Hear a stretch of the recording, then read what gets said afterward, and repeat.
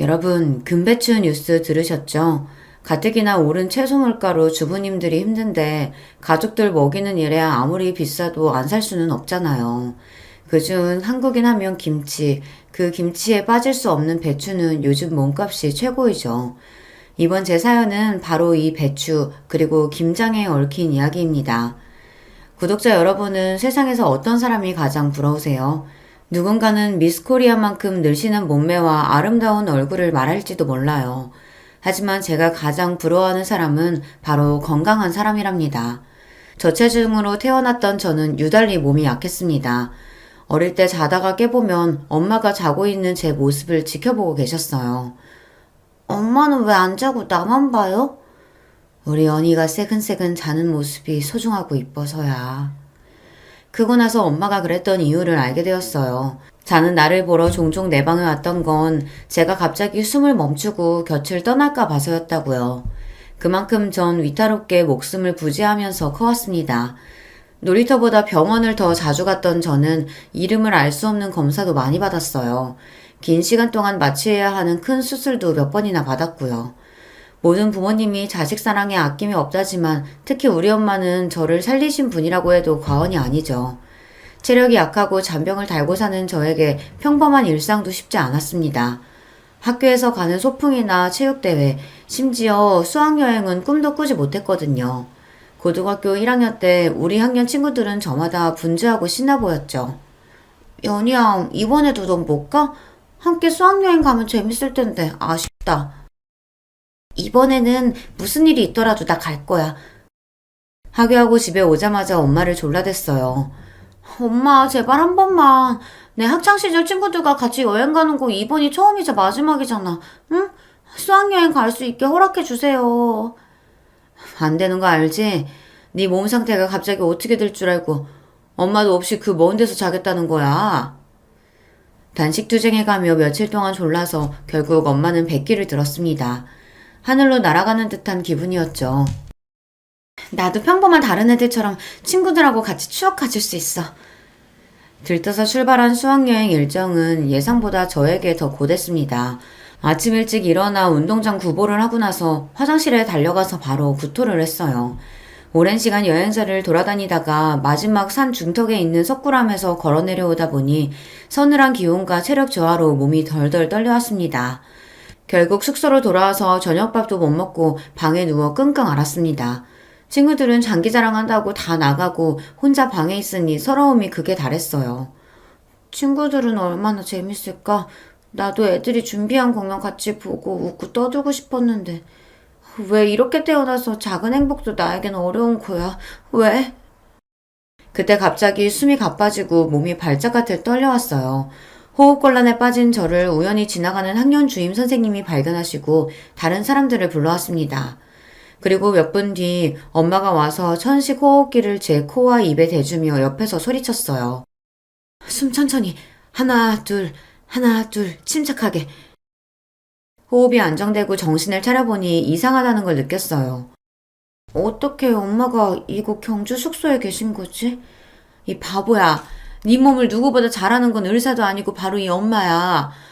혹시 무슨 일 생기면 바로 달려가려고 엄마도 경주에 와서 네 뒤를 따라다니고 있었어. 딸을 위해서는 뭐든 다 하실 법한 우리 엄마에게 감동했어요. 그 뒤로 전 괜한 고집 안 피우고 엄마 걱정시킬 일 하지 않는 착한 딸이 되고자 노력했어요. 무실한 딸 낳은 채로 우리 엄마가 얼마나 힘들게 살아왔는지 짐작이 가시죠. 만약 엄마가 신장이 필요하다면 제 신장 하나 떼어줄 것이고 간이식이 필요하면 제 간세포를 나눠줄 수 있습니다. 엄마가 나를 위해 모든 것을 희생하셨듯이 저도 엄마를 위해 뭐든지 다 할 수 있어요. 이렇게 커오다 보니 남들보다 여러모로 부족한 어른이 된 것은 사실입니다.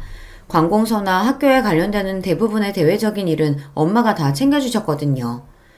야, 너도 22살 어엿한 성인이야. 혼자 할 줄 아는 것도 연습해봐야지. 친구 서경이를 처음 만난 것은 제가 좋아하는 가수의 콘서트장이었습니다. 집 근처 지하철역에서 저와 같은 응원본을 들고 있는 또래 여자애가 바로 그 친구였어요. 아니나 다를까 그 애도 저와 같은 콘서트장에 가는 길이었고 심지어 옆자리였습니다. 같은 가수를 좋아하는 동갑 친구라는 공통점으로 우리는 그 누구보다 절친한 사이가 되었어요. 서경이는 탄탄한 체력을 가진 경찰대 학생이었어요. 외모나 풍기는 분위기가 영단판인 우리였지만 영혼의 단짝처럼 누구보다 서로를 아끼고 없으면 못 사는 사이였죠. 서경이는 몸이 약해 사회 경험이 미숙한 제가 발전할 수 있도록 책질실도 아끼지 않았습니다. 단골 서점과 카페에 들어가는 것, 그리고 병원에 가서 진료받고 약 타오는 것 외에 혼자 할 수 있는 거라고는 없던 제가 혼자 옷가게에 들어가 점원과 대화하고 옷을 입고 사보는 거, 은행에 가서 통장을 처음 개설해 본 거, 도움이 필요할 때 경찰서에 들어가서 상황을 알리는 것까지 모두 그 아이 덕분에 경험하고 자신감을 쌓을 수 있었어요. 서경이 넌 경찰 돼서 어엿한 사회인 되었는데 정말 좋겠다. 난 집에서 글 끄적이는 거 말고는 사회에 이바지한 것이 없네.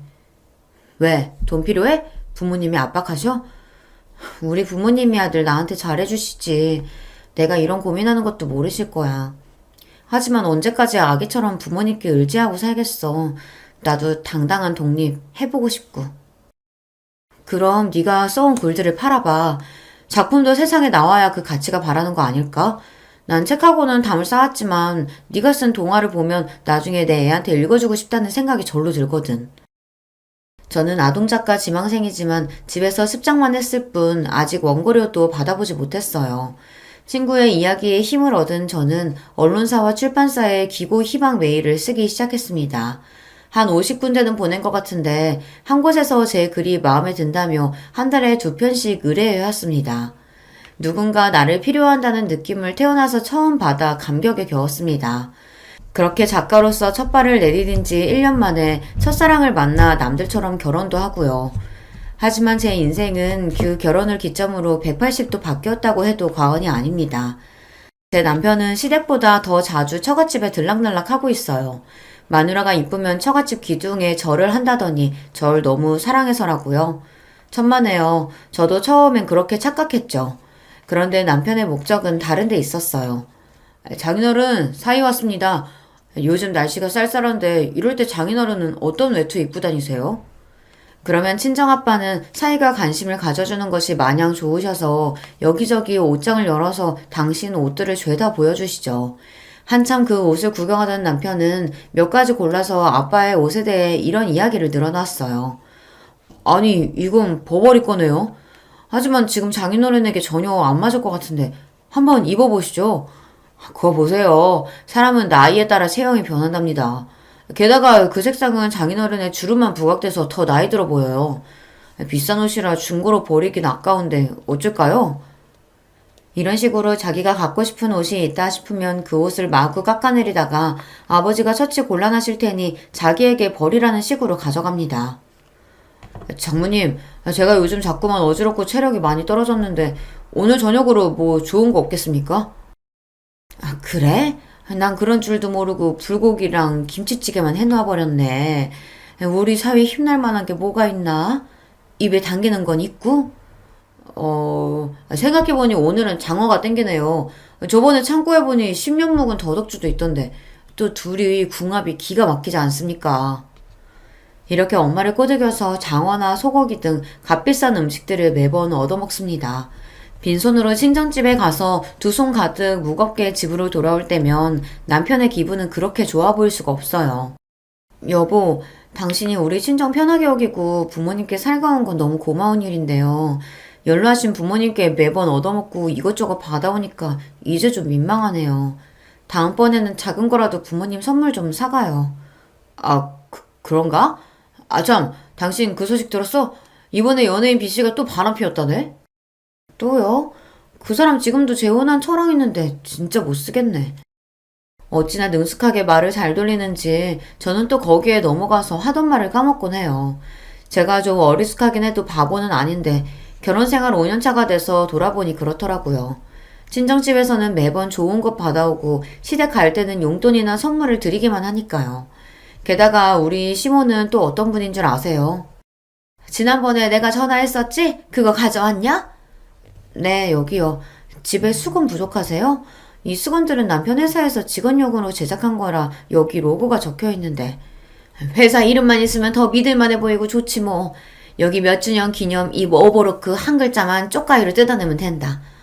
아니 내 친구가 환갑잔치 한다고 부르는데 아무리 나라지만 빈손으로 갈 수가 있어야지. 이 수건들 포장해서 선물로 주면 될 거야. 기념품 수건을 친구 선물로 한다니 정말 도가 지나치게 알뜰하신 분이죠. 아무리 그래도요. 환갑잔치면 좋은 곳에서 식사 대접받으실 텐데 수건 선물이라니 어머님 손이 좀 부끄럽지 않을까요? 어차피 수건 안 쓰는 사람이 어딨냐? 다 필요한 생필품을 그것도 새 것으로 주는 건데 뭐가 어때서? 공짜에 목숨 걸고 남의 경조사 챙기는 일에 지나치게 아껴서 주위로부터 인색하다는 얘기를 듣는 것이 남편이나 시모나 똑같습니다. 이런 사람들 사이에서 제가 하는 행동들 하나하나가 다 못마땅하다고 혼이 나요. 넌 우리 집 귀둥 뿌리채 팔아먹으래다. 아들 얘기 들어보니까 매달 책 따위 사는 명목으로 10만 원이나 쓴다더구나. 집에서 살림만 하는 애가 뭐 그런 쓸데없는 데에 돈을 펑펑 써. 저 명색이 작가예요. 도서관에서 구할 수 없는 책들만 사는 거라 최대한 아끼고 있는걸요. 그리고 집에서 놀기만 하는 거 아니고요. 매달 100만 원 이상은 버는데 좀 알아주세요, 어머니. 그래? 그렇게 능력 있고 잘 버시는 며느님? 그럼 나 이번에 안마기 하나만 드려다오. 그렇게 결혼 생활을 하다 보니 저는 몸의 건강도 나빠지고 특히 불면증과 우울증이 찾아와 일상이 힘들었습니다. 예민한 신경 탓에 뜬 눈으로 밤을 지새우는 동안 그날 남편에게 들은 이야기, 시모에게 구박받은 일 등을 곱씹곤 해요. 남편은 제 속에 있는 얘기를 바로바로 꺼내놓으니 만사가 편한지 옆에서 들으렁 코까지 골면서 태평하게 잡니다. 나는 누구 때문에 잠도 못 드는데. 특히 남편이나 시모의 잔소리를 심하게 들은 날이면 나 자신이 그렇게 초라할 수가 없었어요. 세상을 살 가치 없는 사람이라는 좌괴감까지 빠지고 이런저런 잣생각에 도통 잠을 이룰 수가 없는 거죠. 낮에 격하게 운동하고 집안일을 하면 밤에 잘 수 있을 줄 알았더니 그게 아니었습니다. 점차 식욕도 수면욕도 심지어 얼굴 씻을 힘조차 저에게 없었어요. 난 그렇게 아픈 건데 극복하고 싶은데 그럴 에너지도 없는 저를 보며 남편은 혀를 찹니다. 아, 이 여자 참 게으르네. 뭐? 밤에 잠을 못 잔다고? 그건 다 늘어지고 편하게 살아서 그래. 나처럼 회사를 다녀봐라. 어찌나 피곤하지. 머리 대자마자 잠이 쏟아진다. 그러고 있지 말고 신문이나 우유 배달이나 좀 나가봐. 남편 말이 맞는 것도 같아서 새벽에 신문 배달 일을 시작했습니다. 가뜩이나 저질 체력인데 자전거 타고 고지대에 오르는 것부터가 너무 힘들었고 계단을 오르내리다가 그만 쓰러지고 말았어요. 눈을 떠보니 병원 응급실 천장이 눈앞에 보였습니다. 망할 놈들. 입원한 것도 아니고 몇 시간 응급실에 있었다고 이게 얼마나 또 뜯어내는 거야. 당신 깨어났어? 나 어떻게 된 거예요? 분명히 신문 배달하던 중이었는데. 남편은 팔짱을 끼고 절 한심한 눈으로 내려다보며 그랬습니다. 살다 당신 같은 유리몸은 처음 본다. 앞으로 신문 배달이든 뭐든 몸 쓰는 일은 하지 마. 그냥 지금처럼 집에서 끄적이면서 하던 일이나 하라고. 병원비가 더 나가게 생겼어. 집안 살림에 보탬이 되고 싶어서 내 약점을 극복해보고 싶어서 시작한 도전이었습니다. 그러다가 비록 병원 신세를 졌지만 그런 제 노력을 남편이 알아주길 바랬어요. 아니 적어도 쓰러진 아내의 건강을 걱정하고 나가서 일하라고 등 떠민 자신을 반성할 줄 알았습니다. 그런데 이 남자 왠지 병원비만 아깝다고 생각하는 것 같았어요. 저도 모르게 서러움에 눈물이 터져나와 소리내어 울기 시작했습니다. 남편은 그런 제가 미련하다면서 출근하겠다고 혼자 병원을 떠나버렸고요. 제가 쓰러졌다는 소식을 듣고 친정 부모님이 달려와 제 퇴원 준비를 도와주셨습니다. 그동안 불면증과 우울증에 시달려왔다는 고백에 엄마는 몹시 안타까워하며 바로 절 신경정신과 병원에 데려가셨어요. 의사와 상담하고 약을 먹으니 상태가 좀 호전되더군요. 하지만 약을 먹는들 완치되기는 글렀어요. 매일 내 신경을 건드리는 남편과 시모가 있는 한 말이에요. 아무래도 여러분 저 배필을 잘못 만난 것 같죠. 그런데 그 무엇보다 남편에게 실망스러운 것은 바로 자식에 대한 생각이었습니다. 사실 남편은 보기와 달리 성욕이 왕성한 남자였어요. 여기서 이런 말을 어떨지 모르겠지만 매일 밤, 심할 때는 하룻밤에도 여러 차례 한 적도 있는 현대판 병광세랄까요. 가뜩이나 체력이 약한 저는 그를 감당하는 것이 몹시 어려웠습니다. 그런데 그런 욕정에 찬 남자가 의외로 철저하게 조심하는 부분이 있었습니다. 바로 피임이에요. 여보, 나는 이 일이 아직도 익숙치 않아요. 그래도 당신을 사랑하니까 감내하는 건데 꼭 그렇게 피임해야겠어요? 당신 닮은 아들, 나 닮은 딸 이렇게 갖고 싶은데. 그러면 남편은 김샌다는 표정으로 돌아누워 이렇게 말합니다. 당신은 외동딸로 태어나서 풍족하게 지원받고 공주님처럼 살아봐서 뭘 모르지. 우리 집은 자식만 넷이야. 온 가족 입이 여섯이라고. 먹는 것도 입는 것도 차지하기 위해서 형제들끼리 피 터지게 싸우게 돼. 그게 얼마나 처절한 투쟁인지 알아?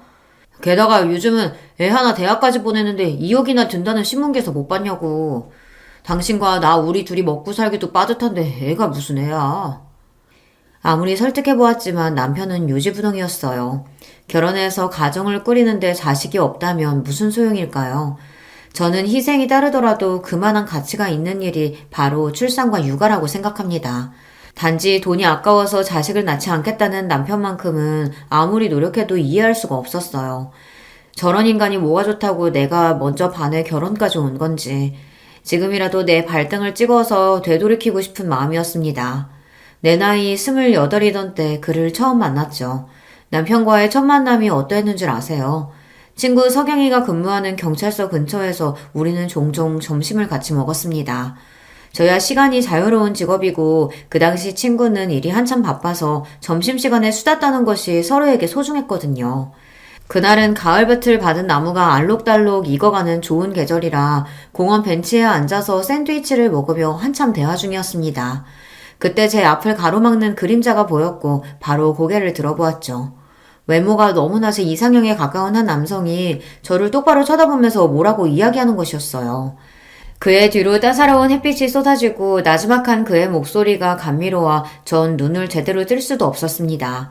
단숨에 그에게 반했던 저는 그 남자가 하는 이야기에 귀를 기울였죠. 저기요, 제가 지갑을 두고 와서 그러는데 버스비 한 2,000원만 빌려주실 수 있을까요? 나중에 꼭 살해하겠습니다. 남편의 첫 대사를 듣고 이 남자 참 찌질하다 싶으시죠? 그때 저는 뭐에 홀려도 단단히 홀렸나 봐요.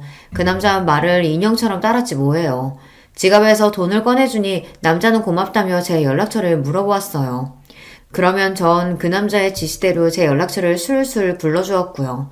달콤한 꿈이라도 꾼 듯 몽롱하던 저를 깨운 것은 옆에서 쭉 같이 있던 친구였습니다. 얘 좀 봐라. 야야, 너 눈깔이 왜 이래? 정신 좀 차려봐. 석영아. 아까 그 남자 꼭 가수 이석훈 닮지 않았니? 너무너무 멋있었어. 얘가 뭐래? 너 눈이 삐었냐? 어딜 봐서 우리 석훈 오빠가 그런 남자랑 닮았다고. 눈 두 개 안경 쓴 것만 그거 하나만 닮았네. 그 찌질한 놈이 너한테 돈 갚는다는 빌미로 만나자고 해도 너 절대 만나지 마. 알았어?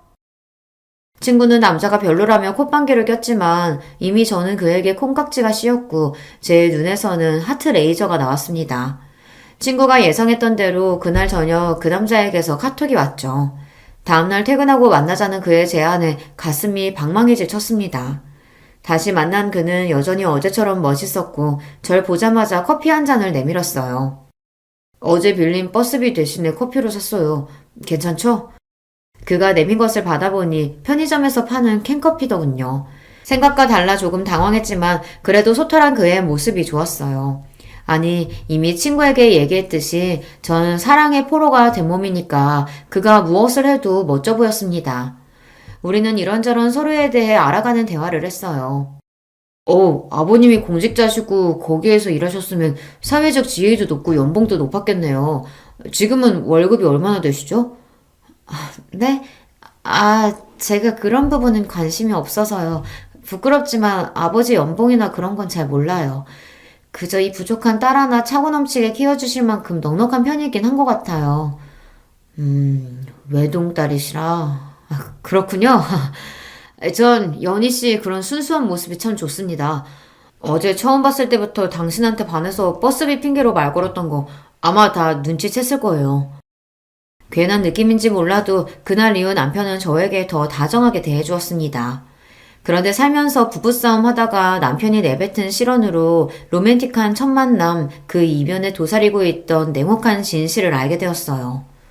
야, 네가 얼굴이 예쁘기라냐? 또 가슴은 남자처럼 납작해가지고. 뭐 네가 대단히 예뻐서 내가 들이대는 줄 알아? 너희 아버지가 공직자에 재산도 좀 있어 보였는데 외동딸이라고 해서 그래서 널 아내로 삼아야겠다 싶은 마음에 연애 시작한 거야. 지가 뭐 여자로서 매력이 넘쳐서 가만히 있으면 알아서 남자가 꼬인다고 생각해왔다니. 순진한 건지 착각 속에 사는 건지 원. 다른 여자들처럼 애교 부리는 법이나 살림 잘하는 법, 하다못해 밤에 남자 만족시키는 법이라도 좀 연구해보라고.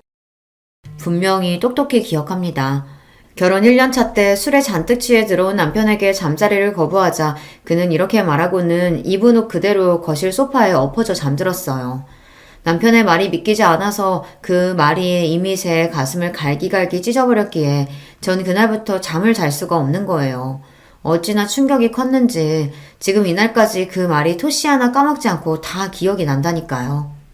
그렇지만 하늘도 무심하죠. 저의 불면증과 우울증이 극심해지기 시작한 사건이 생겼습니다. 그 일은 바로 우리 친정집의 몰락이었어요. 그러다 친정아빠가 은퇴하시고 노후 대비로 모으신 재산을 관리하시던 분이 돈을 몽땅 들고 잠적해버렸거든요.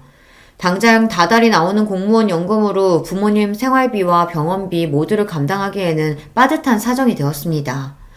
한순간에 재산 대부분을 잃고만 아빠는 지병까지 악화되고 마셨어요.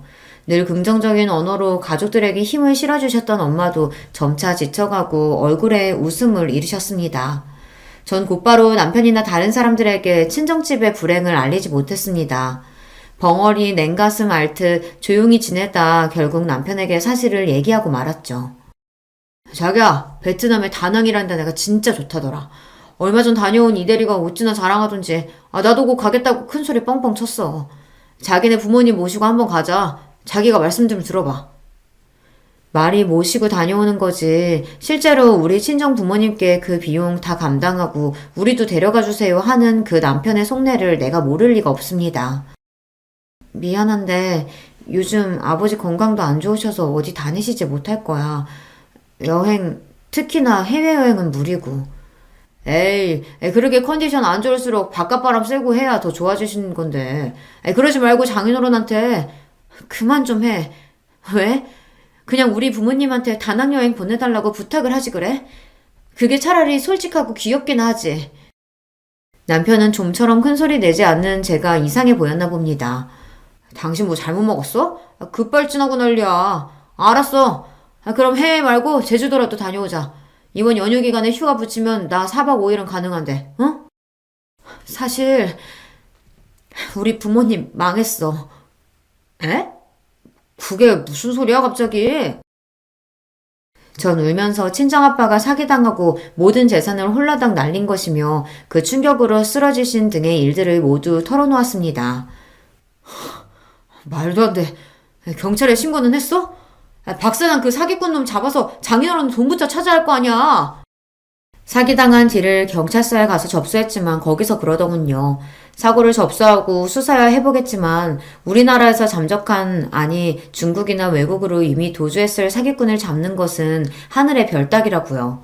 설령 경찰에서 잡아다 재판에 넘긴다고 해도 실형 얼마 나오지 않기도 하고 뜯긴 돈은 아마 돌려받을 수 없을 거라는 비관적인 이야기였습니다.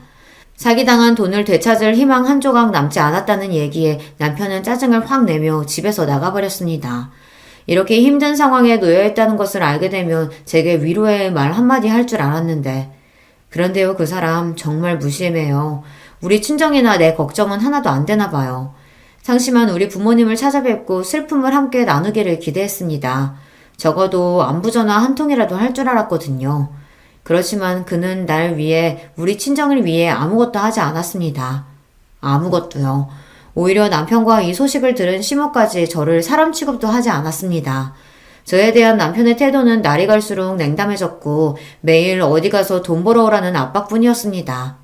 상황이 이렇다 보니 제 우울증은 약을 먹어도 더 심해지기만 했지 어디 기댈 곳 없이 혼자 감내하고만 있었어요. 그리고 그해 여름 폭염으로 채소 물가가 훌쩍 뛰었는데 그중 배추값이 으뜸이었죠. 엄마, 요즘 배추 가격이 보통 비싼 게 아닌데 그래도 김장하시려고요?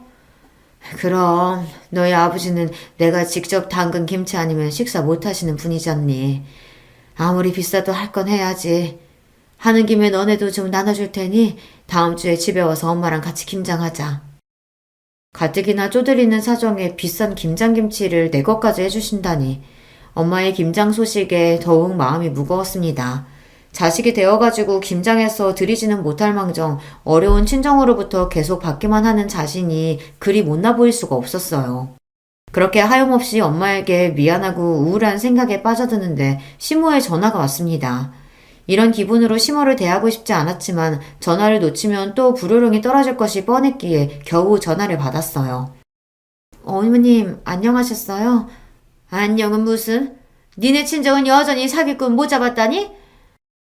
네, 답답하지만 그렇네요. 아휴, 네가 네 애비 닮은 모양이로구나. 그 나이 먹고 어떻게 돈을 그렇게 관리하셨다니? 맹하게 사기나 당하고. 또 그 소리. 내 욕으로도 모자라서 친정부모님 욕하는 시모의 말은 정말 참기 힘듭니다. 전화한 건 다름이 아니고 이번에 김장해야 하는데 절임 배추 좀 사서 보낼 테냐? 저희도 돈이 없어서 김장 못하는걸요. 죄송해요.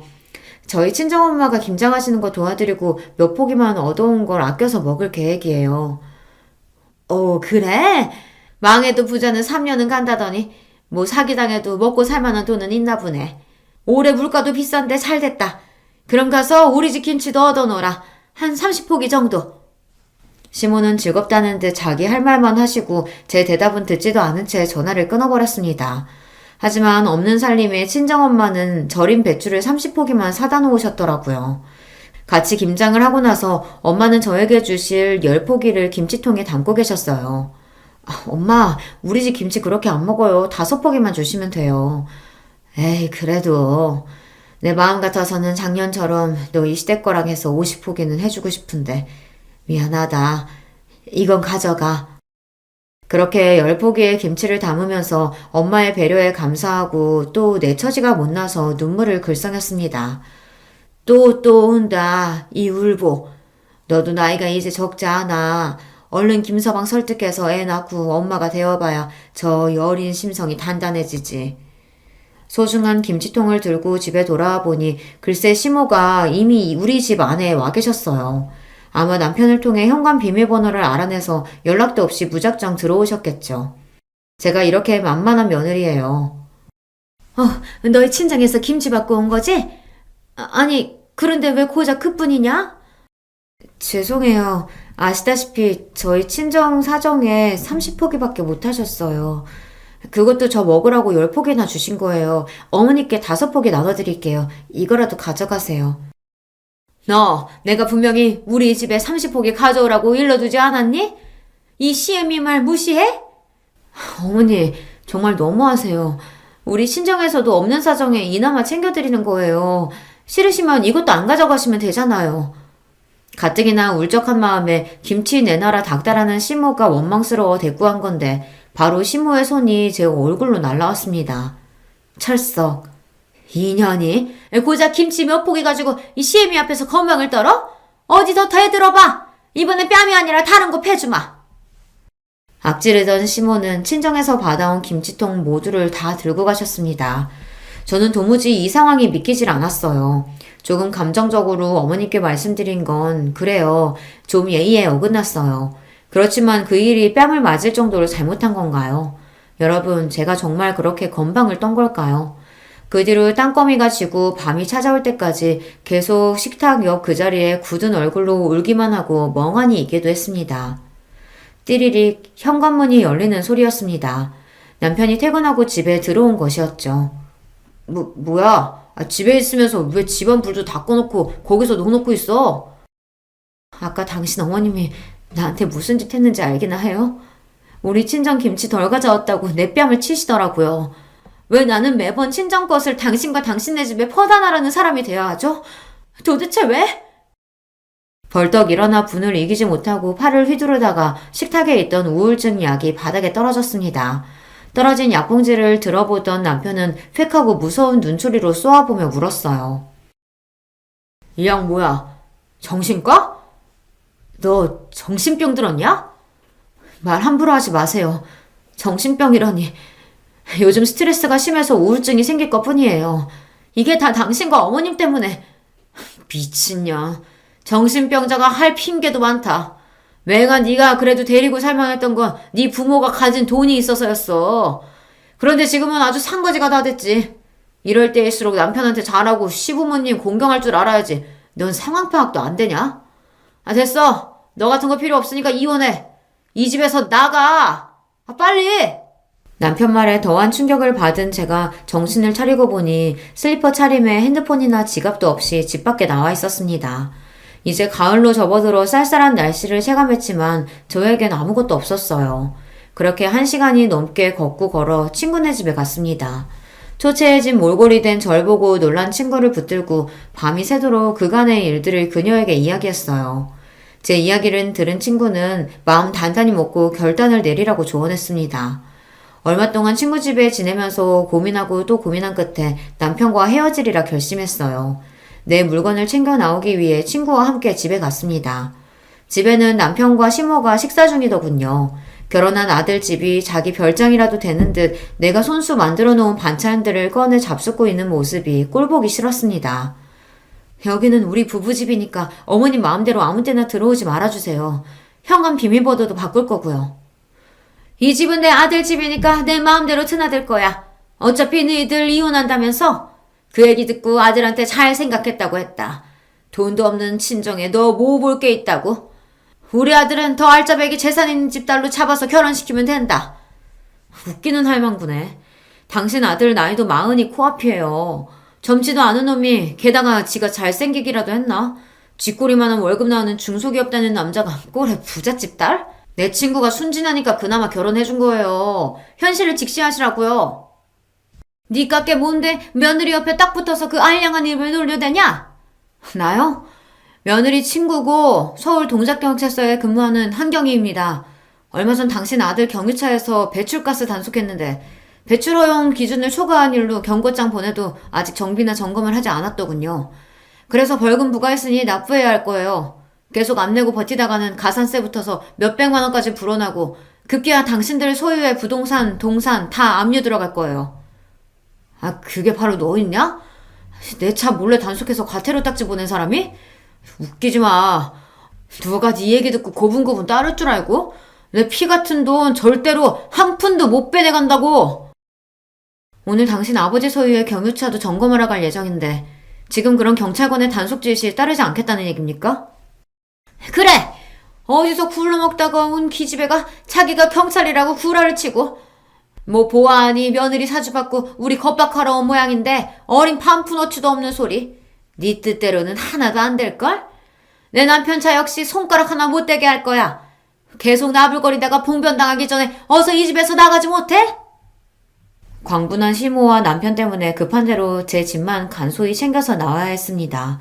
그리고 친구는 얼마 뒤 시부의 차 단속에 응하지 않고 공무집행 방해를 한 혐의로 200만 원의 과태료 딱지를 시댁에 또 보냈다고 했습니다. 그날 보니 네 남편이나 시모라는 사람들 정말 하나같이 형편없더라. 내 친구 팔자 망치는 인간들인데 내가 이걸로 끝낼 줄 알고? 지난번 과태료 미납한 내역들까지 싹싹 긁어 모아서 그 집 재산 압류하고 공매 처분 넘겨버릴 거야. 친구는 내 복수를 위해 시댁을 끝까지 추적해서 응징하겠다고 벼르고 있었습니다. 한다면 하는 친구니까 아마 그들은 계속 고통받을 것이 뻔해 보입니다.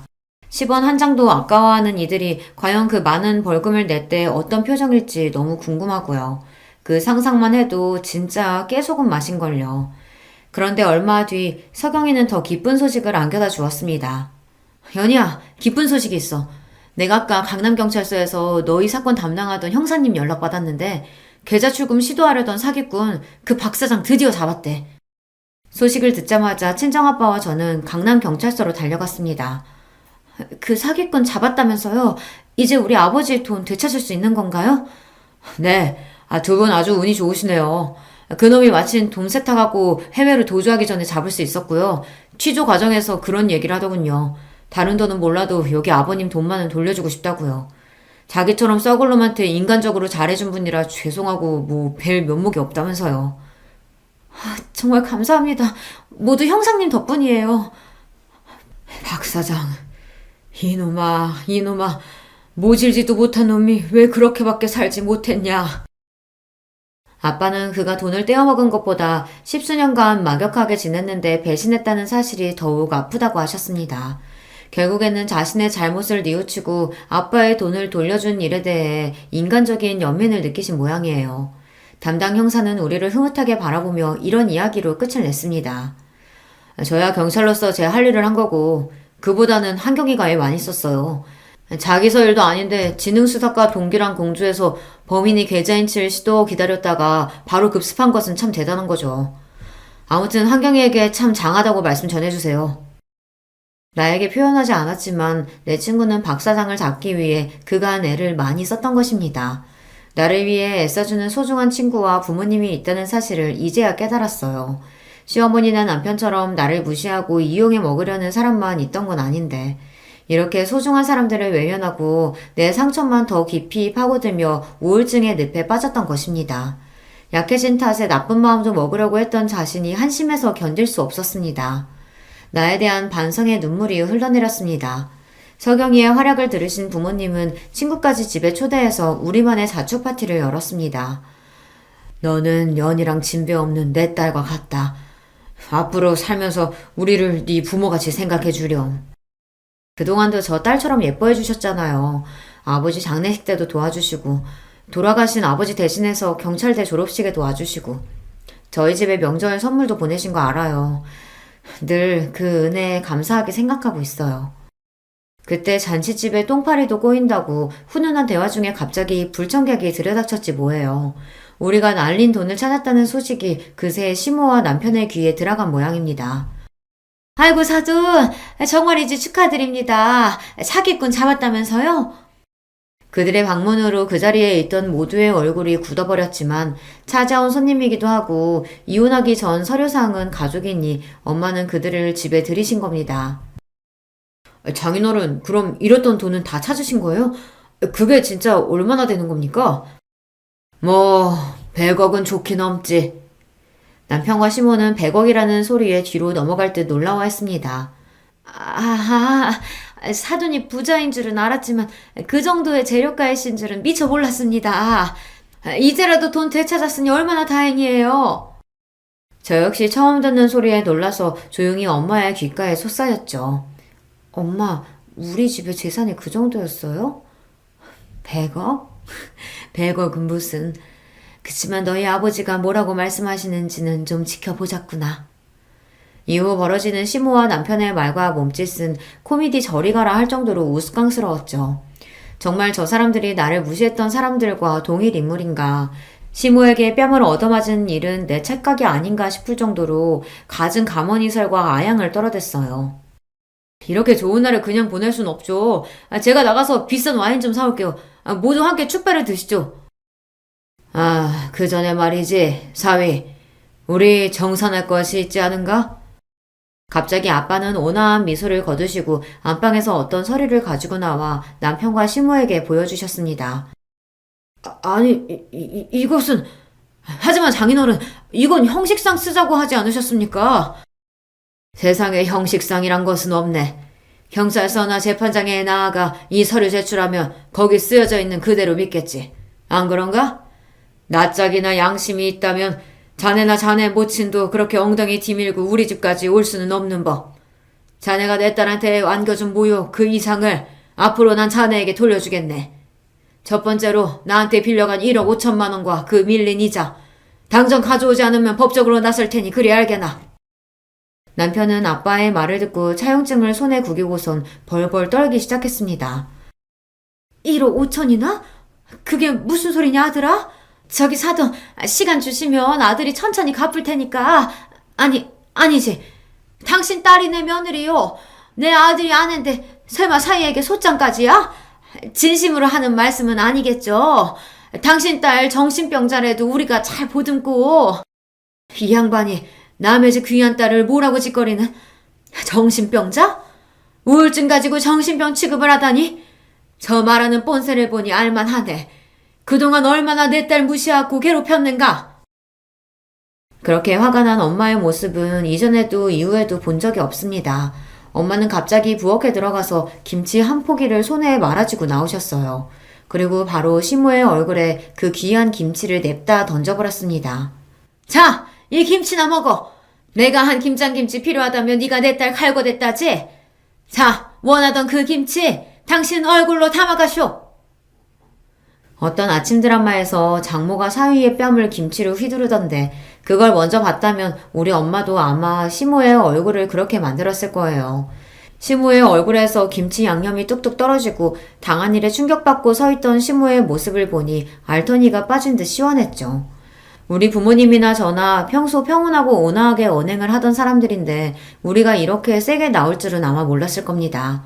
그 사람들 당황했지만 겁을 먹었는지 그 김치 구덩이 얼굴을 수습도 못한 채 내빼고 말았죠. 그 우스운 모습에 우리 가족은 모두 박장대소를 했습니다. 그런데 아버지, 그게 무슨 말씀이세요? 남편에게 차용증이라뇨. 돈 빌려주셨어요? 저 비열한 자식이 네 우울증을 빌미로 이혼하겠다고 날 찾아왔더구나. 정신병력으로 이혼 소송 걸면 당신 딸은 바로 이혼이 된다고. 그걸 무마하는 조건으로 1억 5천만 원 빌려달라며 뻔뻔하게 요구했지. 뭐 저런 돈벌레 같은 놈이 다 있어요? 자기 마누라를 팔아서 장인어른한테 돈을 뜯어냈다고요?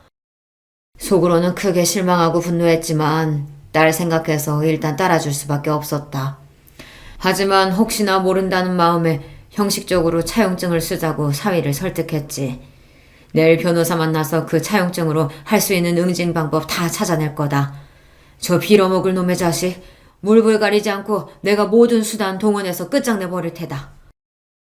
모두에게 정말 죄송해요. 엄마, 아빠, 석영이까지.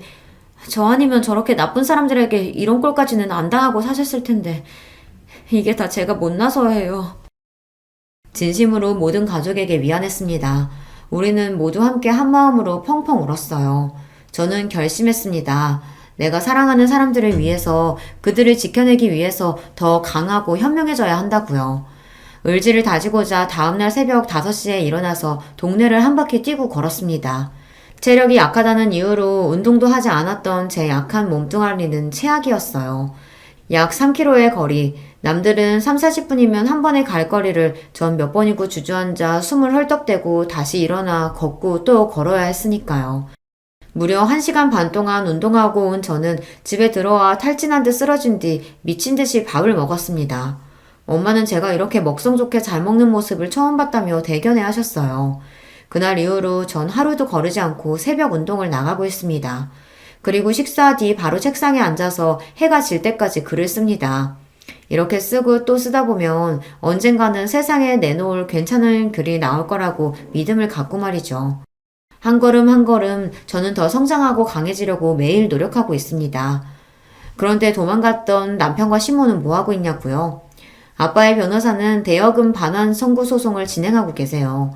아빠 변호사 말로는 한 번도 이자나 원금조차 갚지 않았던 사실이 불리하게 작용해 바로 법원에서 지급 명령이 떨어질 거래요.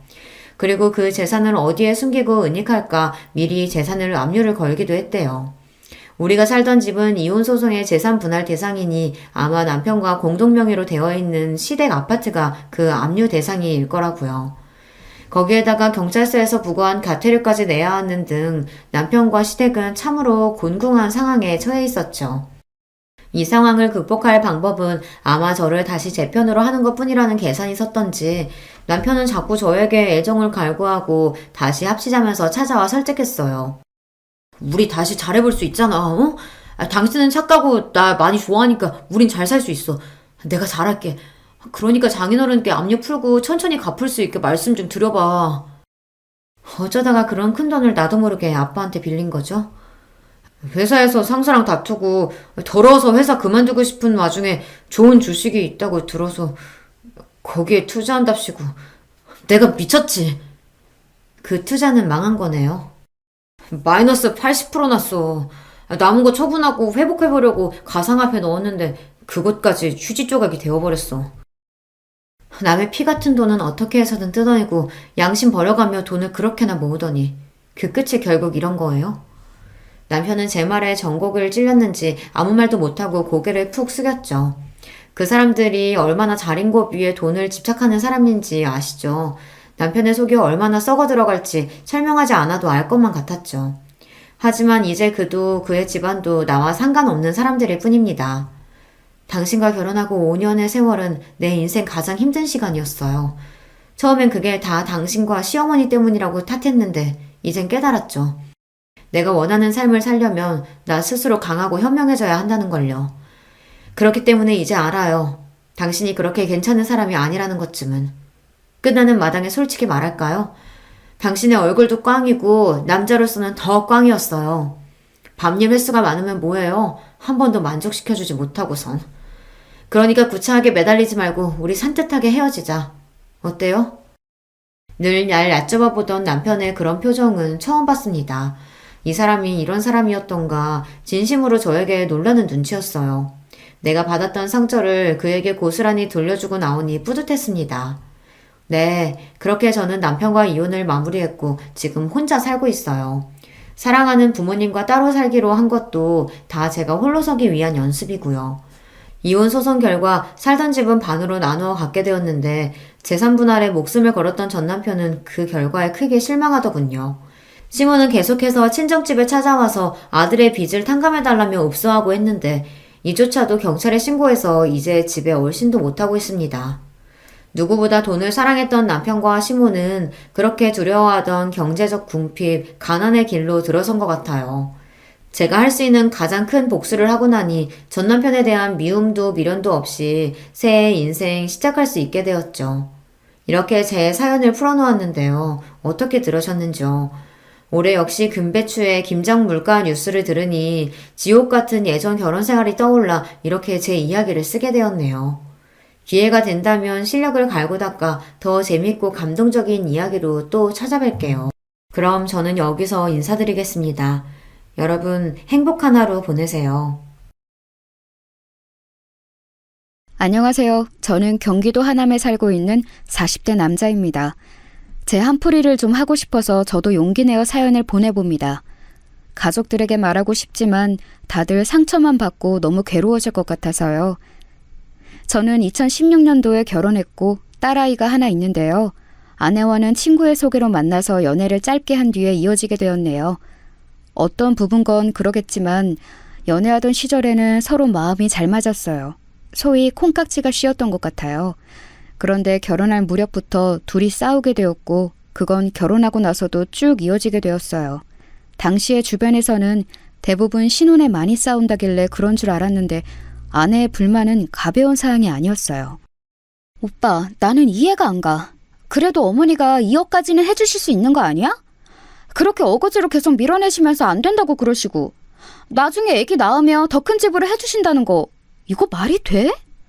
해주실 수 있는데 안 해주시는 거랑 돈이 없어서 못 해주시는 거랑 다르잖아. 아무리 내가 많이 해온 게 없다고 하지만 너무 무시하시는 것 같아. 어머니 말투도 너무 사나우시고. 아내는 이렇게 툭하면 저에게 불만을 털어놓았고 여기 나온 내용 그대로 우리 어머니와 사이가 안 좋았답니다. 결혼할 때 저희 어머니가 하신 말씀이 그리 상처가 됐다나요? 어머니는 아직까지도 이때의 판단을 후회하시긴 하지만 전 잘 모르겠네요. 일단 니네 둘이서 신혼으로 시작하는 거니까 너무 큰 평수에 살 필요는 없잖아. 형편대로 시작하는 게 좋을 거야. 네 형은 애도 있고 하니 그쪽 집 늘려주느라 돈이 많이 들어가더라. 20평대가 둘이 살기 그렇게 좁지 않으니까 그렇게 차차 늘려가봐. 나중에 애기 낳으면 그때 가서 더 넓혀도 되니까. 어머니의 이 말씀이 뭐가 그렇게 불만인지 저는 이해가 잘 안 돼요. 아내는 연신 화가 나서 그때부터 표정이 나빴고 그전엔 우리 어머니에게 그렇게 팔짱 끼고 매달리더니 태도가 바뀌었어요. 신혼집에 어머니가 어쩌다가 한번 오셨을 때 그렇게 짜증스럽게 굴더라고요. 어머니가 집에 가시면서 저한테 불편하다고 하실 정도로요. 예, 정훈아. 쟤는 왜 이렇게 화가 나 있니? 니들 먹으라고 반찬 갖다 주는 것도 이렇게 눈치를 봐야 하니? 오늘 너무 불편해서 먼저 가는데 니들 사이에 끼기는 싫지만 참 기분이 별로구나. 이런 말씀 하시면서 더운 날 땀 뻘뻘 흘리고 가시고 아내는 배웅하는 제 뒷모습마저 꼴보기 싫었는지 마구 짜증을 내는 거예요. 어머니는 왜 연락도 없이 오셔? 이렇게 갑자기 들이닥치시는 게 말이 되냐고. 내가 언제 반찬해달래서 뭐라고 했어. 집에서 요가하고 있는데 갑자기 오셔서 얼마나 배를 눌러대시는지. 오빠가 마침 왔으니까 다행이지. 안 그러면 나 혼자 엄청 욕먹을 뻔했잖아. 이런 말을 가운데서 듣고 있으려니 중간에 정말 머리가 터질 것 같았어요. 솔직히 아내는 저랑 결혼할 때 혼수도 1,000만 원만 가져왔고 우리 집을 얻을 때에는 대출과 제가 가진 돈 그리고 어머니가 주신 1억까지 합쳐서 얻은 거예요. 역 근처에 투룸 빌라를 얻기가 쉽지 않았지만 그래도 구했고 어찌어찌 주변 형들이나 우리 형들로부터 도움을 받아 리모델링도 깔끔히 해서 들어왔는데요. 아내는 그 꼴도 마음에 안 든다는 거예요. 친구들한테 보여주기 부끄럽다나요? 아니, 나도 잘한 거 없고 얼마 안 가져오긴 했지만 오빠도 알다시피 나도 직장 다니면서 일이 많았단 말이야. 그래서 돈을 얼마 못 모은 것뿐이야. 그리고 나는 이렇게 빨리 결혼하고 싶지 않았어. 오빠가 하도 준비가 다 되었다고 하니 결혼하면 집에서 살림만 하라고 하니 회사를 그만둔 거지. 근데 집도 생각보다 너무 세팅이 덜 되어 있고 나는 회사를 괜히 그만뒀다 싶고 좀 요즘 너무 우울해. 친구들 부르기도 마음에 안 들고. 오빠도 세정이 알잖아. 걔 개포동에 장미 아파트 들어갔어. 나 너무 짜증나서 집들이 안 가고 SNS로 봤는데 좋게 35평 되는 돼 보이더라. 걔도 시부모님이 해주신 집이야. 이러면서 비교를 하는데 우리는 정말 하루가 멀다 하고 싸웠어요. 그러더니 아내는 시간이 좀 지나 급 태세를 바꾸더니 아기를 얼른 갖고 싶다고 하더군요. 저도 당시 스트레스가 많았고 우리 사이에 아이가 없어서 이렇게 하루가 멀다 하고 싸우나 싶기도 했네요. 하지만 아내는 그냥 그런 생각을 한 게 아니라 다른 데에 마음이 가 있었더군요. 바로 우리 어머니가 좀 더 집을 더 큰 데로 옮겨주지 않을까 생각했던 것 같아요. 임신하고 나서 안정기가 되었고 가족들에게 알렸을 때에도 모두 좋아했는데요. 아내는 그때부터 단톡방에 조금 티를 내기 시작했어요. 와중에 저희 형수님과도 사이가 나빴고 형수님은 아내가 불편하다며 단톡방을 나가버리셨지만요. 안녕하세요. 오늘도 날씨가 너무 좋네요. 뱃속에 우리 아기 나오면 다 같이 여행 가면 너무 좋을 것 같아요. 오늘도 열심히 태교할 테니까 우리 애기한테 좋은 말 한마디씩 다 해주세요. 이러면서 되도 않는 덕담을 강요하고 하여간 아내는 여러모로 피곤한 구석이 있었답니다. 어떤 면에서 형수님과도 안 맞았는지 못 들었지만 대충 짐작은 가요. 저희 형이 이런 식으로 말을 했거든요. 야, 정훈아. 나도 애지간해서 니네 부부 일에 끼기 싫은데 네 형수가 너무 피곤해해. 아무래도 재수씨, 우리 집에 좀 자격지심이 있는 것 같아. 네 형수한테 전에 뭐라 긁어댔다잖아. 뭐 형님만 애기 키우신다고 넉넉하게 사시는 줄 아냐고. 자기도 애기 생겼고 어머니같이 패주실 거라고 했다나? 그게 엄마랑 확실히 된 얘기는 맞는 거야? 나도 바빠서 대충 들었는데 어이가 없더라고. 네 형수 말로는 재수씨가 그렇게 같이 있을 때 살살 긁어댄다는 거야. 은근슬쩍 일도 시켜대고 말이지. 자기 임신했다고. 거 듣고 보니 나도 썩 좋게 보이지는 않는데 말할 타이밍이 아니라서 참았어. 아무튼 너도 알고는 있으라고. 형 말을 듣고 저는 고개를 절레절레하며 안에서 새는 바가지, 밖에서도 샌다고 도대체 왜 저러는지 모르겠더라고요. 일단은 그러려니 하고 참았던 이유는 아이를 출산하기 전까지 과하게 아내랑 싸우기 싫었어요. 시간이 지나 아기가 태어났고 육아하는 방식으로도 우리는 새롭게 충돌하게 되었어요. 신생아 시절에는 우리 어머니가 와서 몇 번 봐주셨는데 아내는 아예 몇 번 어머니께 맡기고 반나절 넘게 안 돌아오기도 하고 무턱대고 어머니 댁에 아기를 놓고 가기도 하는 등 멋대로였답니다. 그러면서도 집이 좁다고 계속 어머니께 불평을 했었나 봐요. 저한테도 말할 정도니 오죽했겠나요? 오빠, 지금 애기 장난감이랑 침대랑 잔뜩 있는데 좁아 터지겠어. 어머니도 오실 때마다 보고 뭐 느끼시는 거 없나? 이제 슬슬 새로 집 알아보실 때 된 것 같은데. 왜 멀쩡 말씀을 안 하셔? 나 계속 이렇게 기다리기 힘들어. 여기서 전 폭발했고 뭘 그렇게 요구하는 게 맞냐며 대차게 싸웠어요. 유미야, 어머니가 뭘 그렇게 너한테 빚진 거 마냥 해주셔야 돼? 너는 어머니가 이 집에 1억 주신 것도 감사한 게 없어? 그럼 너가 갖고 왔으면 됐잖아. 왜 너가 돈이 없었던 건 사정이 있는 거고 우리 어머니가 못 대주시는 건 그렇게 화가 나는 일이야? 게다가 어머니 무릎도 안 좋으신데 저렇게 반찬 갖고 오시고 지영이까지 봐주시는 건 감사한 게 없어? 정말 사람을 하다 이렇게까지 질리게도 할 수 있구나. 너 네가 어떤 사람인 줄 좀 알아야 해. 제가 한 말이 크게 틀린 말도 아니지만 이 말이 통할 사람이었다면 아내는 애초에 그런 짓들을 하지도 않았겠죠. 아내는 제 말에 서럽다면서 집을 나가버렸고 새벽녘에나 들어와서 애 옆에서 쪽잠을 자더군요.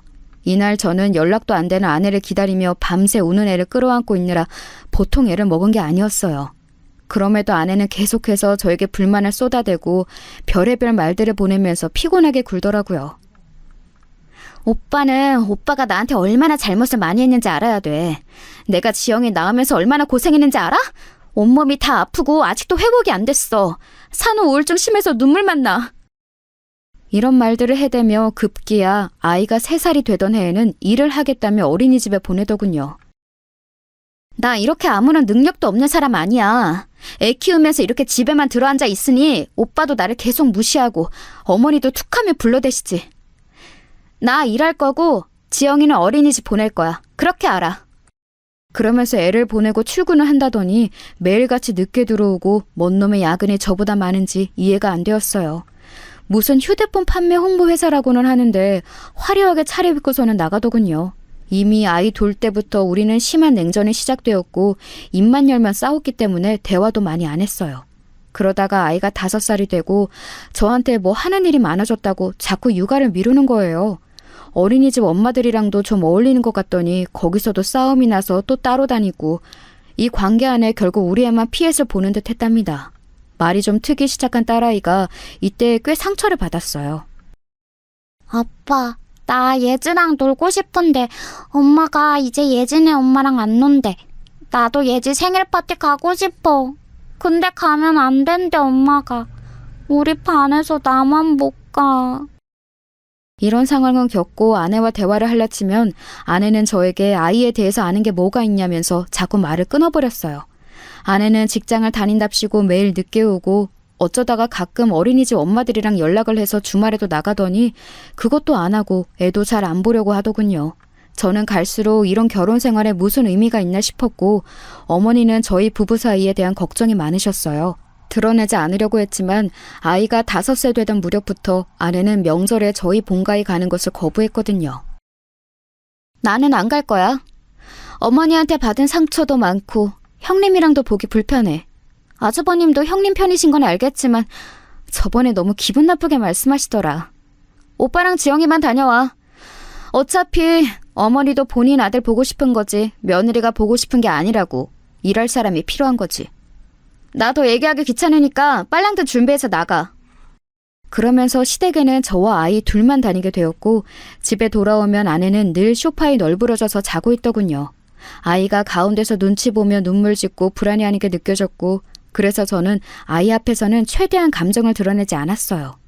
하지만 그러고 얼마 지나지 않아 아내는 갑작스레 충격적인 선언을 하더군요. 저도 마음속으로 몇 번이나 떠올렸고 상상했던 단어이긴 하지만 그걸 상대 입에서 듣는 건 꽤 큰 충격이 되더라고요. 나 이렇게 살기 싫어. 이혼하고 싶어.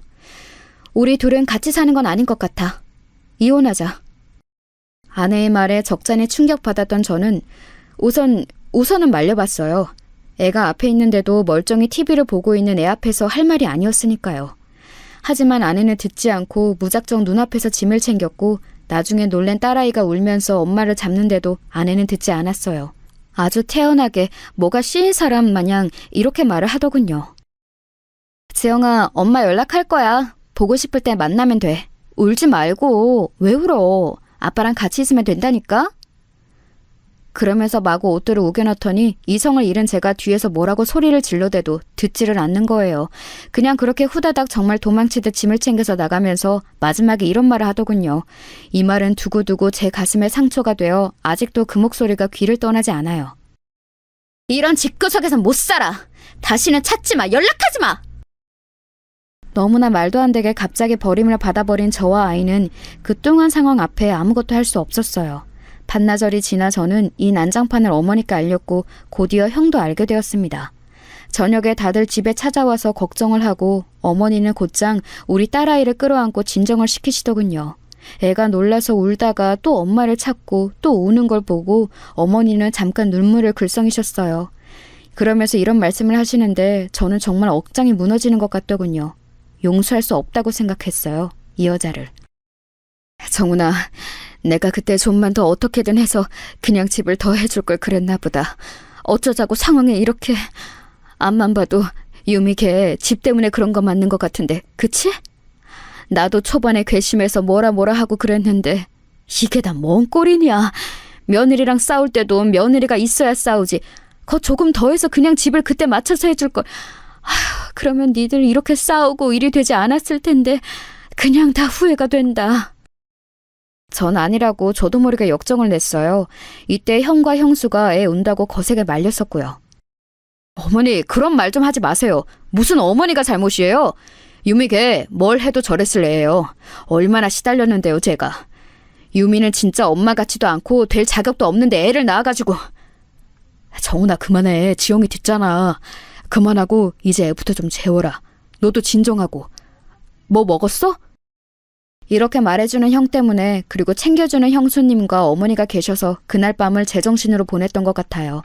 머릿속이 완전히 꽃밭이 되어 정신을 못 차리고 사는 저에게 아내는 또 지멋대로 연락 와서는 이혼 처리를 제대로 해달라고 하고 기가 막히더군요. 와중에 저는 이런 멍청한 질문도 했답니다. 너 지영이는 생각이 안 나냐? 너 있잖아. 애가 하루가 멀다 하고 계속 울어. 지쳐서 애가 목에 쉬어 빠졌어. 어린이집도 못 갔어. 네가 사람이야? 사람이냐고.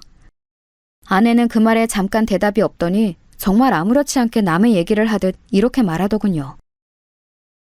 그러니까 오빠가 잘 챙겨줘. 내가 잘 부탁한다고 했잖아.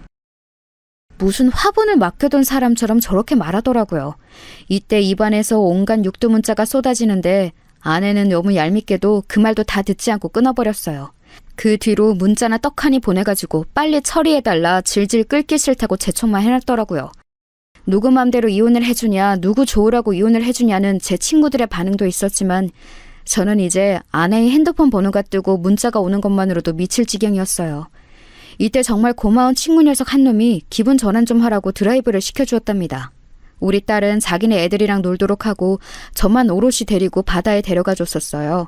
생각해보면 이 친구 아니었으면 저 몇 번이나 황망한 선택을 했을지도 모르겠어요. 결혼한 내내 얼굴이 펴지지 않았고 그나마 아이만 생각하며 잘 지내려던 제가 왜 이런 우스운 꼴을 당하게 된 걸까요? 그나마 제 곁에 가족이 있었고 제가 위험해 보인다면서 신경 써준 친구 녀석들 몇이 있어서 삶을 이어가게 되었어요. 딸아이를 달래는 데에는 시간이 무척 많이 걸렸고 이때 형수님이 하셨던 말씀도 참 가슴에 박히더라고요. 나쁜 뜻이 아니라 이해가 너무 되는 말이라서요. 서방님, 솔직히 지영이는 아예 어릴 때 자기 엄마랑 기억이 없을 때 이런 일을 겪거나 아니면 아예 한 10살쯤 되어서 뭔가 이해할 만할 때 그랬으면 괜찮을 수도 있어요. 이러나 저러나 애들은 가엾고 안 됐지만 적어도 아예 모르거나 아니면 받아들일 상황이 되니까요. 하지만 제가 볼 땐 중고생이어도 받아들이기 힘든데 지영이는 너무 애매한 나이예요. 학교도 안 가고 어린이집 다니는 꼬맹이한테 엄마랑 보낸 시간이 선명한 애한테 너무 괴로운 체험이었을 것 같아요. 제가 볼 때 서방님도 그렇고 지영이도 치료받아야 해요. 처음에는 이 단어가 너무 어색하고 걱정스레 느껴졌지만 맞는 말인 것 같았어요. 저와 아이 둘 다 그때 눈앞에서 아내와 엄마가 떠나가는 걸 멍하니 지켜보고 있었으니까요. 아무리 불러도 잡혀지지 않고 당연히 일상을 보내던 한 사람이 자기 발로 도망치듯 나가는 걸 경험했어요. 그리하여 중간에 몇 번 상담도 받고 저는 아이와 시간을 보내려고 노력하느라 너무 힘들었어요. 저도 상처가 심한 판국에 더 심한 아이를 돌봐줘야 했으니까요. 둘이 상담받으러 가는 와중에 아이는 차 안에서 기절할 듯 소리를 지르면서 울더라고요. 아빠, 엄마 보고 싶어. 엄마한테 데려가줘. 엄마 보고 싶어. 아빠, 나 엄마한테 갈래. 엄마한테 데려다줘. 귀가 찢어질 듯 웽웽거리면서 오래되는 딸아이를 달래고 운전하면서 차선을 제대로 못 보고 머리는 엉망이 되고 큰 사고가 날 것 같아 갓길에 급히 세우기도 했었어요. 다 짜증나서 이딴 거 다 집어치우고 하지 말자고 소리를 빽빽 지르고 아이를 부모 혼자서 키우는 게 이렇게 지치고 힘든 일인지 새삼 체감했었네요. 이후로 아이 머리 묶이는 것도 잘 못하니 이걸로도 딸아이랑 부딪히고 아이 어린이집에는 대충 사정을 말하고 양해를 구하게 되었어요. 원장님도 처음에 놀라시더니 그래도 여러 부분에서 협조하시겠다고 하더군요. 아버님 상심이 크시겠어요. 지영이가 어린이집 있는 동안에는 저희가 잘 케어할게요. 그럼 어머니 연락처는 삭제하고 모든 상황에 대해 아버님이랑 할머님 쪽으로 연락을 드려야겠네요. 이래하여 필요해서 오픈을 했는데 딱히 원장님이 말하신 건 아니지만 어린이집 등하원을 하는 중 엄마들이 수근수근 되더라고요. 어머, 지영이 아빠신가? 요즘 지영이 엄마 왜 이렇게 안 보여요? 아, 맞다. 카톡 사진 보니까 어디 해외 여행 간 것 같던데. 괌인가? 근데 다 같이 간 거 아니었어요? 그러자 옆에 있는 애엄마가 또 이렇게 말하는데 참 난감했어요. 아니야. SNS 보니까 좀 전에도 괌이라고 올라왔던데? 그럼 회사 출장을 간 건가? 아무튼 지영이 아버님 되게 자상하시다. 부인 해외여행도 보내주시고 애도 봐주시고. 우리 남편은 절대 그런 거 꿈도 꾸지 말라고 하거든요. 내가 결혼을 잘못했지. 결혼을 잘못한 건 저다.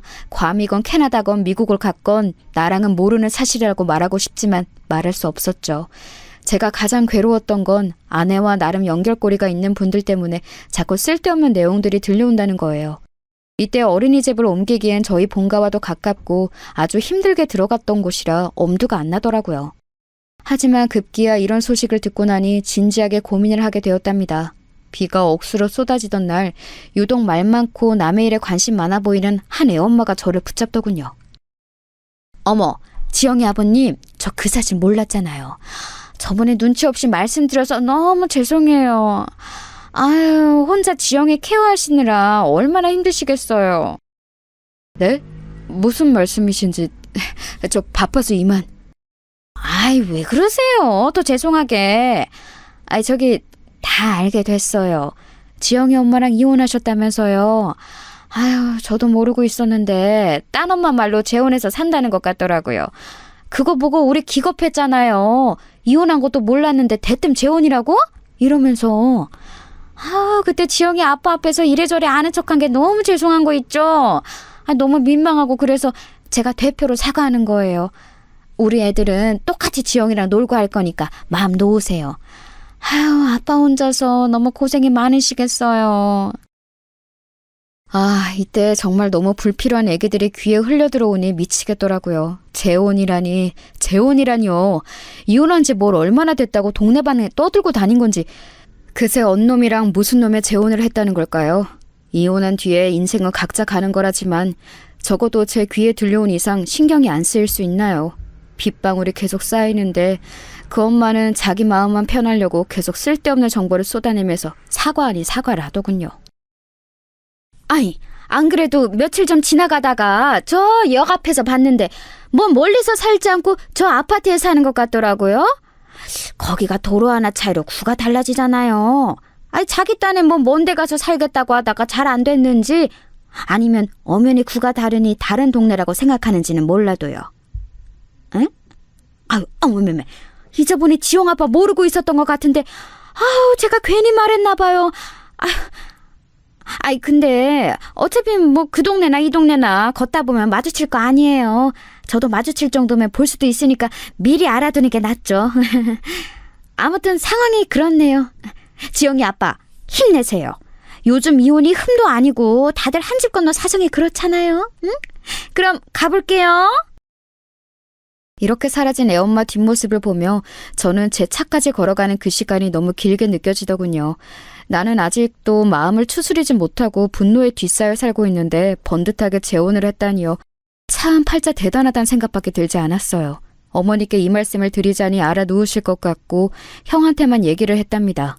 당연히 형은 불같이 화를 냈어요. 야, 보통 미친 게 아니다 진짜. 너 제주스랑 헤어진 거 1000번 만번 잘한 거 맞아. 근데 정말 사이코도 아니고 아니면 어지간히 사람을 무시하는 건지 그게 뭐 하는 짓이래? 왜 이 근방에서 사는데? 자기 딸이랑 전 남편 마주칠 생각은 못하는 거야? 나 진짜 내가 마주치면 가만 안 놔둘 거야. 아주 기싸대기를 날릴 거니까 너 그렇게 알아. 딴 사람은 몰라도 나랑 마주치면 곱게 안 보내. 형의 심정이 100번 이해는 가지만 진짜 한편으론 불곰 같은 성격인 형과 제 아내가 마주치게라도 될까봐 걱정이 되더라고요. 맘 같아서 저라고 더한 짓을 못할까요? 법이 그렇고 상황이 복잡하니 그따위 짓을 해봤자 손해되는 건 우리니까요. 그냥 참고 속을 삭히고 있는 와중에 아내는 아예 애가 보내는 문자도 답을 안 해주더라고요. 자기 새살림을 차려서 그런지 모르겠지만 전에는 어린이날에 한 번 만나러 나오기도 했었어요. 근데 보지도 않겠다고 하고 양육비 얘기도 서로 대화가 안 되고 그냥 완전히 다 덜어내고 싶어 하는 것 같더군요. 이 부분을 애한테 이해시키는 건 참 죽을 맛이었어요. 엄마가 일이 있어서 연락이 잘 안 되는 것 같아. 멀리 공부하러 가서 한동안은 전화하고 만나기 힘들대. 그래서 답장을 못 하는 거야. 싫어. 엄마한테 전화해줘. 엄마 목소리 듣고 싶어. 아니면 엄마한테 보내줘. 왜 안 되는데? 나 아빠 말 잘 들었잖아. 엄마랑 또 만나고 싶어. 엄마가 다음에 또 보자고 했단 말이야. 전화라도 해줘. 이렇게 떼를 쓰고 들어놓는 딸아이는 이럴 행동을 할 연령대가 이제 아님에도 저에게 무제한으로 난동을 부렸어요. 더 애기 같아지고 버릇없게 굴고 어린이집에서도 돌연 울고 친구를 때리기도 하는 등 불안한 행동을 하더군요. 전화 받는 날이 늘어나고 상담이나 치료 같은 걸 다른 쪽으로 해보는 게 어떻겠냐는 말을 듣는데 저도 순간적으로 머리를 감싸쥐고 이런 말을 하게 되더군요. 선생님, 저도 모르겠네요. 어떻게 하면 될까요? 누가 좀 이렇게 하라고 확 정해주면 좋겠어요. 이러니 담임 선생님도 난감해하시고 결국 어머니가 중간에 딸아이를 데리고 오기도 하고 난장판이 되었답니다. 하지만 퇴근하고 돌아와서 잠든 아이를 보면 애가 무슨 잘못이겠나 싶은 거예요. 낳아놓고 그렇게 끼고 살고 평생 옆에 있을 것처럼 하던 엄마가 갑자기 애 마음에 난도질을 하고 정없이 사라져버렸잖아요. 그걸 애 보고 견디라고 하는 게 너무 가혹하겠더라고요. 어른인 저도 저렇게 무작정 사라진 아내를 감당하기 힘든데 애보다는 조금 나을 제가 달래주는 수밖에. 그러나 언제 어디서 마주칠 수도 있다는 생각을 하니 제 마음이 온전해지기 힘들었어요. 그러면 안 되는데 술을 많이 마셨던 날 저도 모르게 아내의 SNS와 차단해둔 카톡 프로필까지 염탐하게 되었답니다. 아내는 정말 너무너무 얄밉고 한 대 쥐어받고 싶을 정도로 화사하게 웃으며 재미있는 날들을 보내고 있더군요. 집인 듯한 고급 아파트에서 사람들을 불러 모은 듯한 사진도 있고 재혼한 남자랑 다정하게 찍은 사진도 있고 말이에요. 이혼한 지 뭐 한 5년은 되었으면 괜찮았을까요? 2년도 안 된 상태로 금방 재혼해서 새댁처럼 저러고 있는 모습에 역겨움이 느껴졌어요. 저는 하루가 다르게 말라가고 죽을 상을 하고 회사를 다니고 있는데 말이에요. 진지하게 정신과 치료가 필요하겠다 싶었어요. 솔직히 누가 봐도 아내는 정말 너무 악질 아닌가요? 무슨 대단한 원수를 지었길래 아니면 얼마나 머리에 오물만 가득하고 비어있길래 이혼한 전 남편과 딸 근처에 새 살림을 차리냐고요. 당시 어머니가 아프셔서 몸져 누우실 때도 많았고 솔직히 이건 역시 제 탓일 것 같았어요. 스트레스가 심하셔서 그런지 밤에 잠도 못 주무시고 그러니 딸아이 어린이집 등하원 시켜주는 것도 힘들게 되었어요.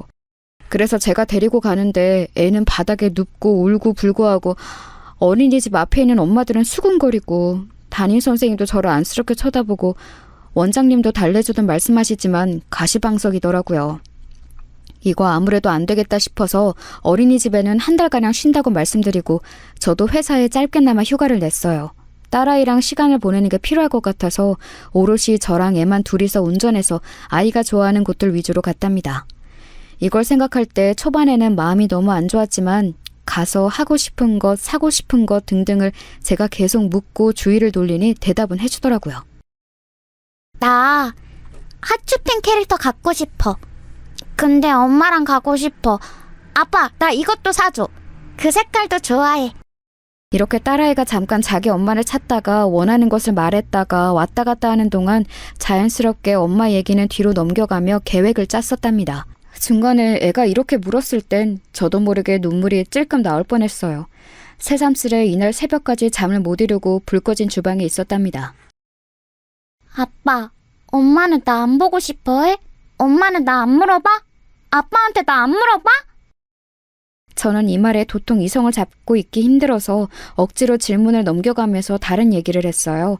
제가 아이나 어떤 심리에 대해서 잘 알고 있는 좋은 선생님이나 훈련된 사람이라면 좋은 대답을 했겠죠. 그러지 못한 상태로 무방비로 얻어맞은 아이의 질문은 아이와 저 모두에게 가슴을 찢어놓는 부분이었던 것 같아요. 그래도 어찌어찌 준비해서 딸아이와 둘이 여행도 다녀오고 최대한 아이 수준에서 좋아하는 체험관도 가고 맛있는 것도 잔뜩 먹이고 장난감도 사주고 평소 금지했던 핸드폰도 줘가며 서로 사진도 찍고 꽤 시간을 많이 보내고 왔어요. 그렇게 걸어오면서 이건 일순간 달래기 용도가 아니라 앞으로 펼쳐질 하나의 관문이었다는 생각이 들었어요. 그렇겠죠. 저는 일반 가정들이 웃고 울며 지내는 그 평범한 시간을 누릴 수 없을 거예요. 그 각오를 하다 보니 돌아오는 차 안에서 그렇게 눈물이 나더라고요. 아무튼 집으로 돌아왔고 어머니가 아이를 몇 주간 데리고 계시겠다고 하셔서 그러겠다 했어요. 어머니 댁에 가기 전 뭐라도 좀 사가려고 딸아이랑 마트를 갔는데요. 그렇게 일을 갈면서 버티고 있던 저에게 역시 터질 만한 일은 터지게 되어 있나 봐요. 한 번은 마주치지 않을까 싶었는데 그것도 저 혼자 있을 때 마주칠 것이지 이럴 수가 있나요? 하필 엄마 이름만 들어도 난리를 치고 과민하게 반응을 하는 딸 앞에 그 사람 많은 대형마트에서 아내가 나타난 거예요. 처음에는 제가 발견했고 아내 역시 저를 마주했고 둘 다 당황한 상태였어요. 오빠! 이렇게 슬쩍 내뱉고 본인도 놀래서 입을 꾹 다무는 거 보니 무의식 중에 튀어나온 거였나 봐요. 아마 본심은 저랑 마주친다면 아는 척을 하고 싶지 않았던 것이었겠죠. 저 역시 그랬고 저기도 그랬을 거예요. 아무튼 우리는 마주치게 되어버린 겁니다. 저와 딸 그리고 아내와 재혼한 세 남자까지 넷이서 과자 코너에서 말이에요. 저는 뭐라고 아내 이름을 부를 뻔했지만 아내가 먼저 저를 부르는 바람에 침을 꾹꾹 삼키며 겨우 말을 참을 수 있었어요. 이때 제 머릿속을 아주 어지럽게 했던 것은 딸아이가 지금 내 주변 어디쯤 있나 하는 거였어요. 뒤에 있었나 앞에 있었나 과자를 보고 있나? 설마 지금 이 순간 나처럼 같은 자리에서 자기 엄마를 발견한 건가? 싶어서 손에 땀을 쥐고 얼른 딸아이를 찾으려는 순간 물은 엎질려져 버리고 말았어요. 공기를 날카롭게 가르며 묵직한 소리가 쏟아져 나왔거든요. 엄마! 일어날 일은 일어나고 마는 법인가 봅니다. 딸아이는 자기 엄마를 본 거예요. 그것도 제 뒤에서 과자를 보고 있다가 멈춰 돌던 중 자기 엄마를 알아본 거죠. 엄마 어디 갔었어? 엄마 보고 싶었어! 딸아이는 곧장 두어 걸음 앞에 있는 자기 엄마에게 스르륵 튀어가서 치마를 한 움큼 잡아버렸고 아내는 정말 아주 위태한 표정을 하고 있더라고요. 뭐랄까 누가 보면 뭔가에 눌려서 당장이라도 기절할 것 같은 그런 숨막히는 표정을 하고 있었어요. 지켜보는 제 입장에서도 다소 이해가 안 될 것 같은 그냥 단순히 당황한 정도가 아니라 되게 위험해 보이는 얼굴을 하고 있더군요. 아무튼 이 시각에 아내 옆에 서 있던 그 세 남자는 키도 훤칠하니 크고 좋기 190은 되어 보이더군요. 체격 좋고 가무잡잡하고 슬쩍 대충만 봐도 명품 같은 것을 걸치고 있고 풍채도 좋아 보였어요. 소위 있는 집 아들이란 분위기가 물씬 풍기기도 하고 이때 잠깐 아내를 살피니 아내 역시 비싸 보이는 옷들을 입고 있었어요. 저랑 살 때에는 매달 월급이 궁상맞다면서 그때도 인터넷 쇼핑을 애지간히 해댔고 돈 없다고 불평할 땐 언제고 왜 맨날 생활비가 모자랐냐고 싸울 정도로 다 써버렸답니다. 그땐 제 월급 수준 안에서 있는 힘껏 돈을 다 써버리고 제멋대로 했다면 이날 봤던 아내의 인상은 뭔가 업그레이드된 느낌이었어요. 뭐랄까 삶의 단계가 몇 단계 훅 올라가 버린 느낌 있잖아요. 경제적으로 여유 있고 잘 사는 집으로 갔구나 싶게 그런 느낌이 물씬 풍겼어요. 아내 SNS에 본 집도 고급 아파트였고 전부 대리석이 깔려있고 그릇들도 비싸 보이고 저와 함께 살던 시절에 아내가 늘 부러워하던 것들이었으니까요. 아무튼 그 남자는 이렇게 반응하는 제 딸과 저를 일순간 쳐다보았어요. 저와도 눈이 마주쳤고 저나 그 남자나 서로 경계하는 눈빛이 만연했고요. 서로 우중을 파악하려고 계속 눈을 마주하기엔 우리 딸이 조금도 그 틈을 길게 주지 않고 울며 팔딱팔딱 뛰어댔어요. 엄마 이제 가지 마! 나 이제 엄마랑 같이 갈 거야! 엄마! 딸아이는 계속 시끄럽게 매미마냥 지 엄마 치맛자락을 잡고 소리 지르고 점점 마트 주변 사람들이 힘겹게 우리를 쳐다보기 시작했어요. 누구든 이 상황을 끝내야 하는지라 왜 이 괴로운 광경 속 뒤처리는 또 내가 해야 하는 건지 이해가 안 되지만 아이를 얼른 잡아 끌어냈어요. 지영아, 가자. 그만 가자. 그러자 아이는 또다시 아내에게 달려들어 더 거세게 붙드는 거예요. 그런데 이때 아내가 일순간 이렇게 말을 했는데 그 말은 그렇게 악바리처럼 달려들던 딸아이조차 멈추게 만들었어요. 옆에 있던 아내의 그 남편이란 사람도 미간을 순간적으로 찌푸리더군요. 저기 꼬마야, 너 누구니? 이거 좀 놔줄래? 아주 힘없이 기어들어가는 소리로 눈을 마주치지 않고 저렇게 띄엄띄엄 말하는 아내의 모습에 저는 머리에서 열이 오를 대로 오르고 있어요. 실제로 밥솥처럼 김이 오르지 않을까 싶을 정도로 분노가 제어되지 않더군요. 거의 혀 중간 부분까지 욕이 떼구르르 굴러오면서 밖으로 튀어나오려던 찰나에 딸아이는 큰 소리로 울부짖었어요. 이 소리가 너무 재지듯 크게 들려 정말 동네 망신도 이런 망신이 없을 정도로 모두의 주목을 받게 되었답니다. 엄마, 왜 거짓말해? 내가 누구긴 누구야? 지영이잖아. 엄마 김유미 엄마 왜 그래? 엄마 미워. 왜 거짓말해?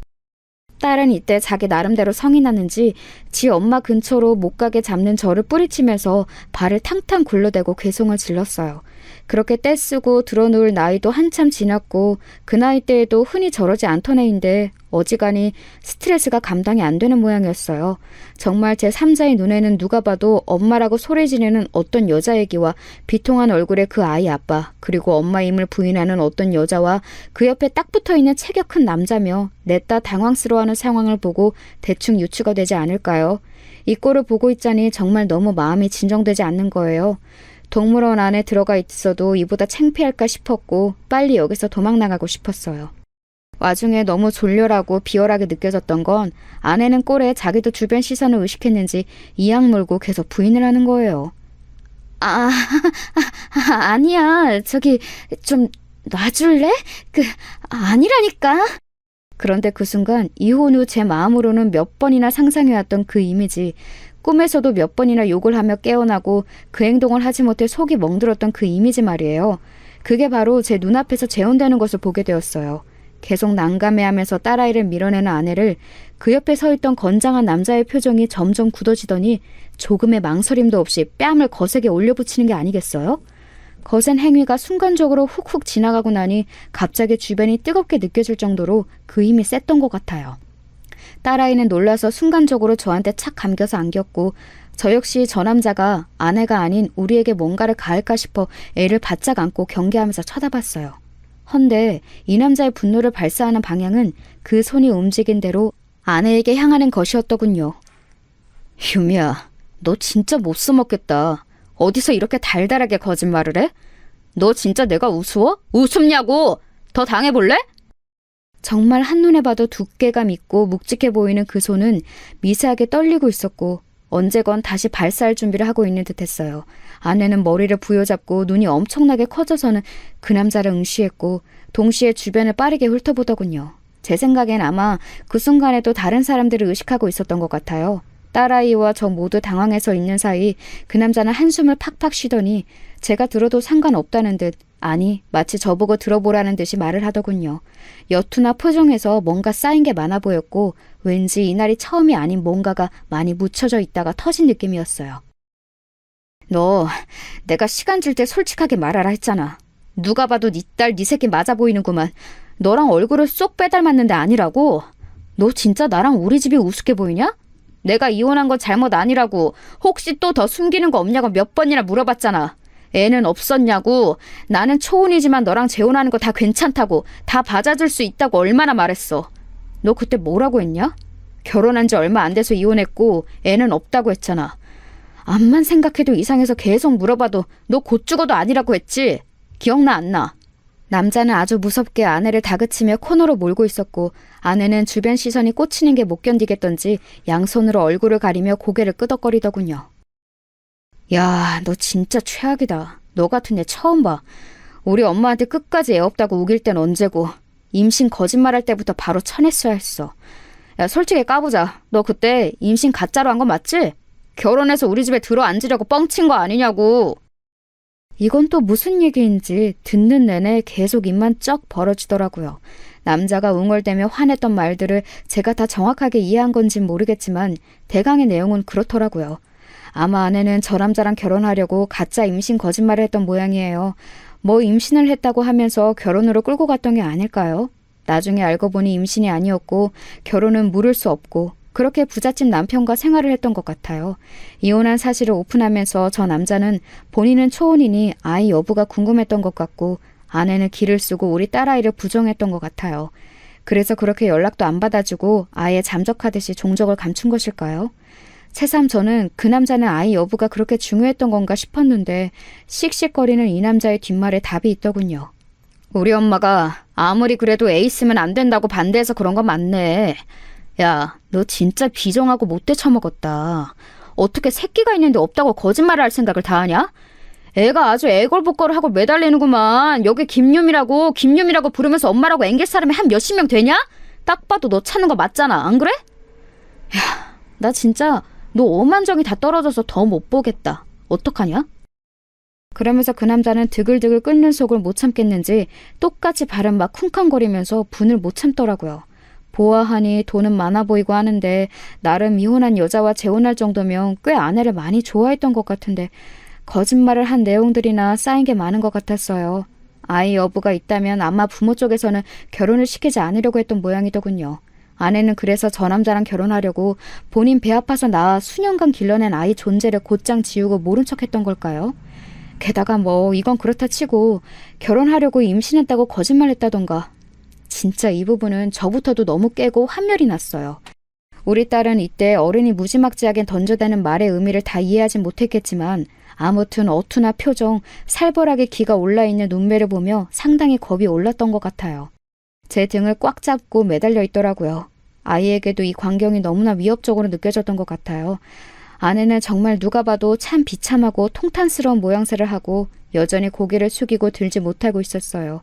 제가 아는 아내의 성격으론 당장 옆에서 뭔 박스라도 주워들고 도망갈 성격이지만 저 남자는 아내에게 있어서 자기 자식도 존재를 지우고 붙어 있어야 할 만큼 필요한 존재가 아니던가요.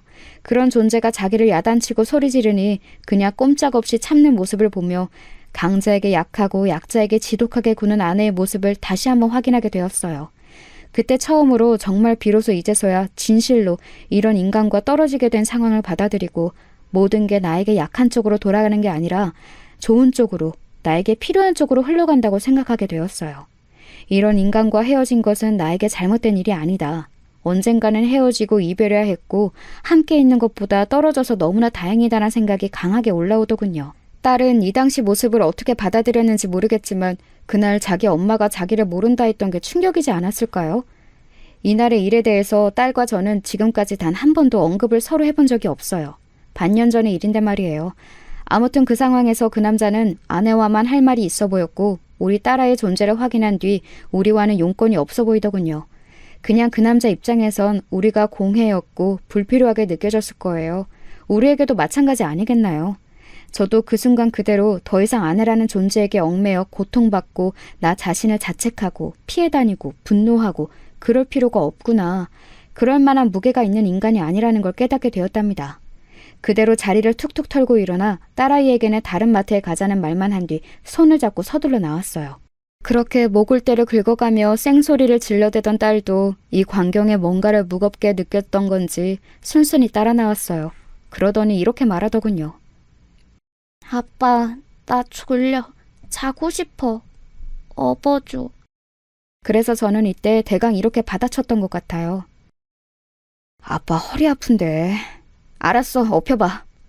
그렇게 쑥 딸아이를 업어올려 그대로 주차장까지 갔었나 보네요. 이날 마트에서 있었던 일은 우리 가족 중 누구에게도 말하지 않았는데요. 저는 특별하게 뭐가 있던 것은 아닌데 왠지 모르게 마음이 조금 가벼워졌고 뭔가 거리낌 없이 제 일상들을 대하게 되었어요. 딸아이의 어린이집도 시간이 지나 다시 등원시키게 되었고 변함없이 그 자리에서 아이와 같이 일상을 살아가고 있어요. 이후로 SNS도 잘 안 하다가 들어갔는데 그때 아내의 SNS를 슬쩍 들여다보니 볼 수가 없더군요. 기존에 있던 게시물을 다 삭제했고 아마 뭔가 좋지 않은 상황인 건 틀림없어 보였어요. 궁금해서 카톡을 들여다봤더니 카톡 역시 새까만 화면이 되어 있더군요. 일단 제가 유추해보기로 그 남자와 더는 살기는 힘들지 않을까 싶어요. 그 남자의 표정이 보통 살기가 아니었고 아내의 SNS는 그렇게 화려하게 자랑들로 채워 있었는데 전부 지웠더군요. 아무튼 이런 상황들을 보니 더 할 말도 없고 그 길로 저도 이후의 정황들을 모르고 싶어 차단했어요. 그러니 마음이 가볍고 제 일상으로 온전히 집중하게 되어지더라고요. 여전히 같은 곳에서 우리는 살고 있고 딸 열심히 키우고 있고 싱글 데드로서의 삶을 살아가고 있어요. 초등학교에 들어갈 아이를 두고 준비할 것도 많지만 요즘 유튜브에 필요한 내용들이 잘 나와 있어서 열심히 참고하고 있네요. 저는 겨우 아내와의 관계에서 이제 심적으로 독립이 되었고 남아있는 숙제는 딸아이예요. 사실 숙제라는 말은 좀 그렇고 딸아이와 저희 또 다른 관계가 개막했다고 생각을 해야죠. 그래도 참으로 고맙게도 딸아이는 마냥 엄마를 찾지는 않고 있어요. 한편으론 애도 뭔가를 느꼈고 뭔가를 알아들었기에 그러는 게 아닐까 싶은데요. 그 부분을 조숙하게 여기고 마음 아파하기엔 제가 못 견딜 것 같아요. 나중 가서 어떻게 심리적으로 치료를 하고 해결을 해주는 방법이 있을지언정 지금은 아이가 엄마에 대해서 언급하지 않고 굳이 기억하지 않으며 저와의 일상에 집중할 수 있도록 노력하고 있답니다. 그리고 저희 회사 여자 과장님들이 딸을 예쁘게 봐주시고 얼마 전에 아이 머리 묶어주는 것도 옆에서 가르쳐 주셨어요. 그 경험 한 번으로 아이를 생각해 주시고 간식도 보내주시고 해서 이것 또한 참 별스런 체험과 관계가 생겨났다 싶어 신기하게 생각하고 있습니다. 이혼이 요즘 흠이 아니고 여기저기 많다는 말은 저에게 딱히 위로나 힘이 돼주지는 않아요. 단지 그들이 어떻게 살아내고 있는지는 여전히 궁금한 부분이고 그래서 더 가족이란 모양을 진정으로 갈망하게 되는 것 같네요. 그 전에 평범히 결혼 생활을 하고 있을 땐 몰랐던 부분인 것 같아요. 정신 똑바로 차리고 살아가야겠어요. 언젠가 저와 딸, 우리 둘 관계에 진짜로 빛이 깃들 것이라고 믿으면서요.